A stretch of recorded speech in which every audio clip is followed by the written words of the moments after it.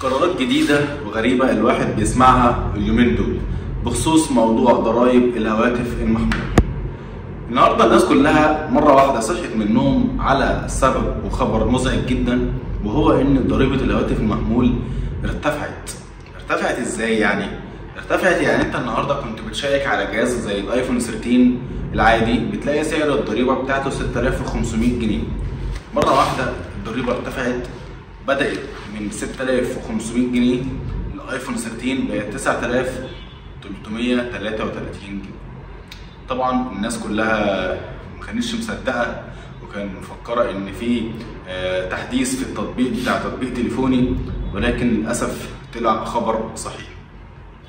ايه السبب او ايه اللي خلى الارتفاع ده يحصل بشكل مفاجئ كده؟ محدش يعرف، ولكن الارتفاع ده حصل في كل اجهزه الايفون بس ما حصلش في اجهزه الاندرويد. والزياده اللي حصلت في الضريبه تقريبا بما يعادل نسبه 30% على السعر القديم. يعني النهارده كل اجهزه الفلاج شيب زي الايفون 16 برو ماكس، الايفون السامسونج اس 25 الترا كنت بتدفع لها مثلا ضريبه 20200، بقيت النهارده بتدفع لها ضريبه 26000 وكسور. فبتتكلم النهارده يعني زي ايفون 16 برو ماكس ده بتتكلم النهارده بتدفع مثلا 40% من ثمن الجهاز، بتدفع له 26000 جنيه ضريبه. ده انت لو فكرت تشتري موبايل جنبه بدون ضريبه زي ايفون 11 هتشتري ايفون 11 وهتشتري ايربودز وهيفيد معاك فلوس كمان. المبلغ والضريبه بقت رقم مبالغ فيه. النهارده لو فكرت تدفع ضريبه للاجهزه العاليه بتاعت هواوي والهونر وزي ايفون 17 برو ماكس اللي هينزل ممكن توصل الضريبه بتاعته ل 40000 جنيه. طيب الكلام ده كله حصل زي ما احنا قلنا بشكل مفاجئ، مره واحده الناس نامت صحيت لقت الكلام ده حصل، وفي لخبطه كتير جدا، وفي ناس لحد دلوقتي بتيجي يظهر لها سيريال رقم 1 بسعر قديم وسيريال رقم 2 بالسعر الجديد، ومحدش عارف هيدفع ازاي وهيدفع بالسعر القديم ولا بالسعر الجديد ولا ايه هو الموضوع بالظبط. هحاول اشرح كده ببساطه، ولكن ركز معايا في الفيديو ده علشان هو فيديو هيبقى طويل شويه، ولكن هحاول اشرح لك كل حاجه بامور مبسطه. النهارده انت معاك ايفون 13 بتيجي تشيك على السعر بتاعه في الايمي 1 بتلاقيه 6500 جنيه. طيب ايمي 2 بتيجي تشيك عليه بتلاقيه 9333 جنيه. لو انت الجهاز بتاعك ده شاريه بقالك فتره وشاريه قبل موضوع القرار ده ما يحصل، والضريبه بتاعتك اللي هي المفروض بتدفع في خلال 90 يوم جالك رساله اصلا بان الضريبه المفروض تدفع خلال 90 يوم، فانت المفروض بالفعل بتدفع الضريبه القديمه، لان انت الجهاز بتاعك شاريه قبل تعديل القرار ده ما يحصل، او قبل هو القرار ده ما نزلش قرار يعني بشكل رسمي، ولكن هي خلاص طالما موجوده على تطبيق تليفوني فهو خلاص كده اتطبق. فهتدفع المفروض بالسعر القديم، حتى لو السيريال بتاعك 1 بالسعر القديم و2 بسعر جديد فالمفروض بتدفع بالسعر القديم، علشان انت الجهاز معاك من قبل ما يحصل تغييرات في ضريبه الهواتف، وفي نفس الوقت مثلا عدى من ال90 يوم دول شهر، فالمفروض فاضل لك شهرين، فالمفروض لما بتيجي تدفع بالسعر القديم. وفي ناس فعلا دفعت، ومجرد ما بتيجي تدفع هو بيظهر لك بقى، يعني انت بتدخل السيريال بتاعك وبتدفع بيظهر لك ان انت تدفع السعر القديم. زي الايفون 13 مثلا لا انت مش تدفع 9300، لا المفروض هتدفع 6500 لو انت شاري الجهاز بتاعك من قبل الموضوع ده ما يحصل. ركز معايا عشان تبقى عارف انت هتدفع ازاي. طيب لو انت شاري الجهاز دلوقتي، انت دلوقتي نزلت اشتريت اهو جهاز ايفون والمفروض هيبقى عليه ضريبه، هتدفع بالسعر الجديد. يعني كل الاجهزه اللي انت هتشتريها او اي حد هيشتري جهاز من دلوقتي لحد قدام خلاص انت بتدفع بالسعر الجديد، مش بتدفع بالسعر القديم. السعر القديم ده خلاص انت انساه، السعر القديم ده للناس اللي معاها اجهزه قديمه. انا لو معايا جهاز قديم المفروض هدفع بالسعر القديم. طيب هل في ناس معاها الجهاز مثلا من شهرين او معاها الجهاز من 5 شهور ومعاها وعليه ضريبه وجت دفعت بالسعر الجديد؟ حصل كده فعلا. يعني معانا هنا كومنت من الكومنتات انا التليفون بتاعي شاريه من 3 شهور ونزل لي الضريبه وجيت دفعت بالسعر الجديد. بص، هو ده المفروض ما يحصلش، ولكن معرفش ازاي ده حصل. هل ممكن انت مثلا شاري الجهاز من 3 شهور بس ما حطيتش فيه شريحه فما نزلكش ساعتها وقتها الضريبه، ولما انت جيت تحط فيه الشريحه فكان القرار ده اتعمل ولا لا؟ مش عارف. المفروض ان القرار ده بيتطبق على الاجهزه الجديده اللي انت بتشتريها وبيكون عليها ضريبه اول ما بتحط فيها شريحه مصريه. وخد بالك في حاجه برضه عاوز اقول لك عليها للناس اللي بتبقى جايبه اجهزه من بره مصر. حضرتك مجرد ما بتحط الشريحه المصريه في التليفون بتاعك من بره مصر، ال90 يوم بيعدوا عليك مجرد ما بتحط شريحه مصريه. كل القرارات دي جديده. بص، هو الشهر ده والشهر اللي فات القرارات كلها جديده، زي برضه ما نزلوا قرار المفروض اللي محدش يسافر ويرجع بالتليفون يسجله طالما هو التليفون كان محطوط في مصر هنا بشريحه مصريه. قال لك اي تليفون هيتركب فيه شريحه مصريه مش هيتسجل في المطار. طب ليه يا فندم القرار ده؟ قال لك عشان الناس بتشغل دماغها، الناس بتحاول تسجل التليفونات بطريقه غير مباشره، بطريقه غير شرعيه. ازاي يعني بيسجلوا بطريقه غير شرعيه؟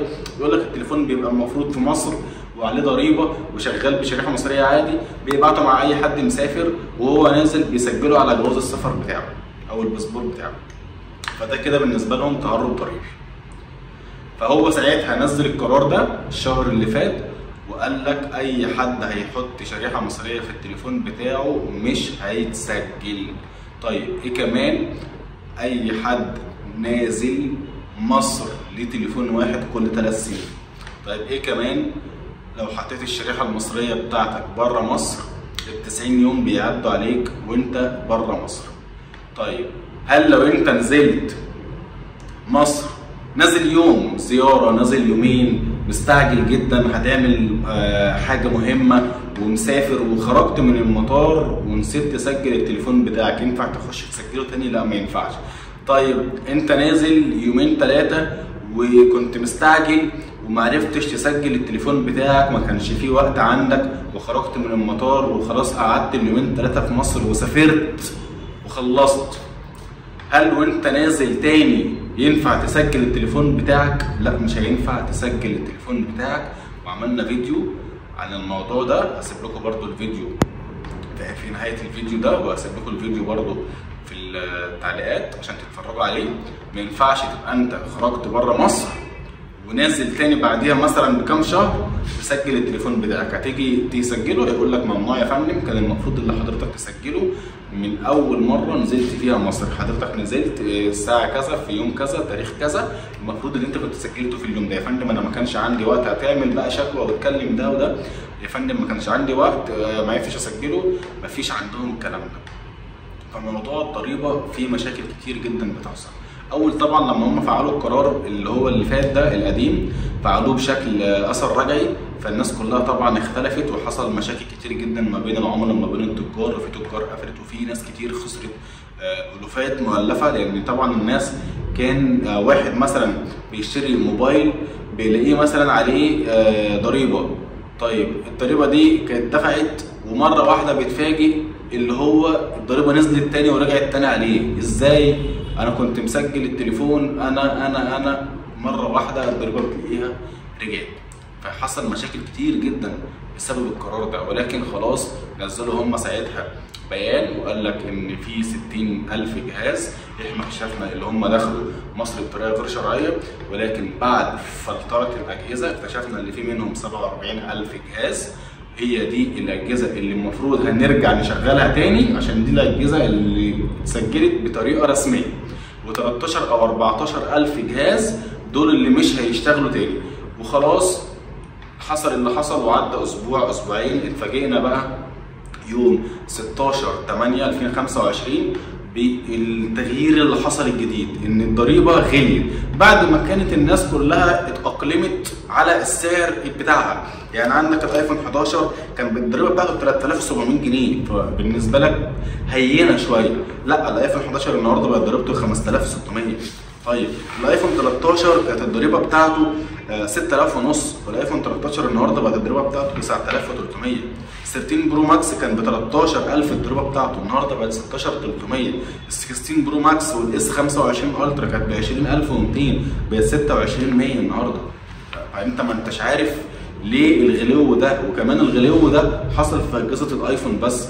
ناس كتير جدا اتضرت وناس كتير جدا بتتضرر، وناس كتير جدا ما بقتش عارفه ليه القرار ده حصل في الايفون بس. ولكن لازم تبقى عارف ان انت وانت بتشتري جهاز لازم تشيك عليه عن طريق تطبيق تليفوني، وتتاكد بدل ما مره 2 و3 و4 الموبايل معلهوش اي ضريبه، لان انت دلوقتي هتشتري الموبايل بضريبه بسعر ومن غير ضريبه بسعر. خد بالك كمان اللي اكيد هيحصل ارتفاع في اسعار الايفون بسبب موضوع الضريبه وبسبب غلو الضريبه. طيب دلوقتي في حد بيقول هل ينفع تدفع شريحه واحده بس؟ يعني انت الموبايل عليه ضريبه ينفع تدفع سيمي واحد بس وتشغل الضريبه؟ لا طبعا ما ينفعش، الضريبه تدفع كامله على التليفون، مش هينفع تدفع شريحه واحده بس. اي حد هيقول لك كده هيبقى بيشتغلك او بيستغلك وبيضحك عليك. طبعا اشتريت جهاز من 3 شهور وعليه ضريبه، هتعمل ايه؟ خلاص احنا زي ما احنا قلنا، انت دلوقتي الاجهزه القديمه دي للاسف هتدفع لها الضريبه القديمه بتاعتها، ولكن لو لا قدر الله ما عرفتش تحل الموضوع ده ولقيت نفسك تدفع الضريبه الجديده، انت النهارده في ناس كتير جدا بتقول انا هشتري تليفون هوت سبوت وادي الموبايل بتاعي في اي مكان نت وخلاص ورايح دماغي. طب انت هو الموضوع صعب، يعني الموضوع رخم. النهارده مثلا ايفون 13 عليه ضريبه 9000 جنيه، طب انت النهارده هتفكر تشتري موبايل تاني لو انت مش حابب تدفع الضريبه دي؟ هتفكر تشتري موبايل ايه ب 9000 جنيه؟ في موبايلات كتير. انت عاوز تشتري حاجه اقل من 9000 جنيه عشان ما تدفعش 9000 جنيه، تشتري موبايل ب 3 4000 جنيه يبقى سامسونج بقى انفينكس، هتبقى برضو ماشي بموبايل تاني وهيبقى اسمك دفعت 3 4000 جنيه، ولكن عشان مش عاوز تدفع 9000 جنيه. ففي ناس بتفكر كده، وفي ناس بتقول لا طب ما انا بدل ما هشتري موبايل ب 3 4000 ويبقى قديم وهيغلبني مثلا في المكالمات، هيغلبني في الهوت سبوت بتاع الجهاز، هيعمل معايا مشاكل كتير، ادفع وخلاص. فهي بتفرق بقى ما بين شخص وشخص، ما بين ميزانيه شخص وميزانيه شخص تاني. ولكن في ناس ممكن تعمل كده فعلا في الاجهزه الفلاج شيب العاليه اللي الضريبه بتاعتها وسط 26000. والله اعلم الايفون 17 لما هينزل هتبقى ضريبته كام، والله اعلم. كمان في اجهزه تاني اونر والفلاج شيب اللي هو المنطوي ده هتبقى ضريبته هتوصل لل 40000 ولا كام. ففعلا في اجهزه زي كده انت تستحرم تدفع لها 40000 جنيه. لا ال 40000 جنيه دول ده انا اشتري جهاز تاني وجهازين ما عليهمش ضريبه واشغلهم معايا باسمي، ماشي ب3 موبايلات ولا ماشي بموبايلين احسن. فانت لو الضريبه بتاعتك عاليه ما تحاولش تدفع الا تشتري بقى جهاز تاني بسعر اقل من 26000 جنيه زي ال 16 برو ماكس، تشتري لك مثلا ايفون 11، تشتري لك ايفون تاني يبقى برضه اسمك معاك حاجه كويسه سريعه، مش هتبقى وحشه معاك في المكالمات، وتديها برضه وتظبط وهتبقى كويسه معاك الى حد ما. ارجو ان انت تكون فهمت كل حاجه المفروض انا عاوز اوضحها في القوانين الجديده اللي حصلت. كده احنا قلنا كل القوانين تقريبا الجديده، وقلنا ازاي هتدفع الضريبه. بتدفع الضريبه عن طريق تطبيق تليفوني، وعن طريق فودافون كاش، عن طريق اي محفظه الكترونيه، عن طريق فيزا، عن طريق فوري، وبتشيك على الضريبه وعن طريق برنامج تليفوني. هنزل لكم برضه اللينك بتاع البرنامج ده هسيبه لكم عشان الناس اللي مش عارفه ايه هو التطبيق التليفوني. ده التطبيق اللي انت بتعرف تشيك من عليه وتعرف الموبايل عليه ضريبه ولا لا، وده التطبيق اللي من خلاله بتدفع من عليه الضريبه، انما مش بتسجل تليفونك عليه. عشان في ناس كانت مختلطه بالامر ده، انت مش بتسجل التليفون بتاعك عليه، تسجيل التليفون ده بيبقى في المطار بس. فاتمنى ان انت تكون فهمت كل حاجه، ولو عندك اي سؤال برضو اكتب لي في الكومنتات وانا هرد عليك. وما تنساش لو وصلت لنهايه الفيديو تعمل لايك وتشترك في القناه عشان يوصلك كل جديد وتدعمنا برايك. والسلام عليكم ورحمه الله. لا تنسوا الاشتراك في القناه وتفعيل زر الجرس وعمل لايك وشير ليصلكم كل جديد في عالم التكنولوجيا.